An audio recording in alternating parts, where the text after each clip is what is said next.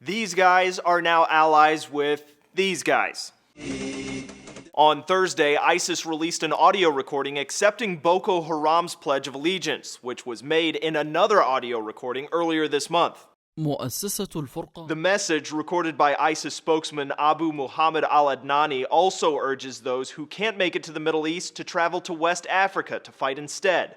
The message also included the usual ISIS propaganda lines, such as threatening to blow up the White House or taking over capital cities in Western nations. But how much does the meat of the message, that ISIS and Boko Haram are teaming up, actually change things?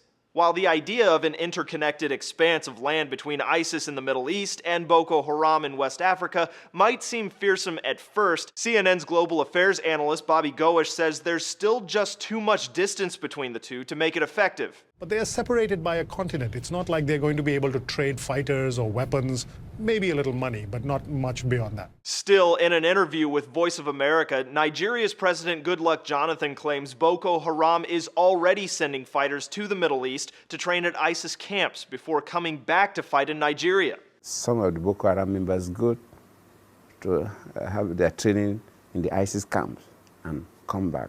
So if not fighters or weapons, then what could Boko Haram get out of the allegiance? Legitimacy. Writing for Quartz, Hilary Matfis of Johns Hopkins University says that by partnering with ISIS and its self-established caliphate, Boko Haram will become more appealing toward potential recruits. And writing for CNN, J. Peter Pham of the Atlantic Council's Africa Center says joining with ISIS will allow Boko Haram to commit even more gruesome tactics similar to what ISIS does within its own territory. So far, it seems like Boko Haram is the primary beneficiary of an alliance here, but ISIS does get something: publicity. That, according to Dr. Afzal Ashraf of the Royal United Services Institute, is a valuable commodity. The counterterrorism expert tells NBC it'll sustain ISIS' image of an ever-expanding Islamic caliphate. And that's something they'll need. The Iraqi government is nearing a victory in pushing ISIS out of the town of Tikrit in Iraq, while Kurds have been making advances on ISIS territory ever since they pushed the group out of Kobani earlier this year.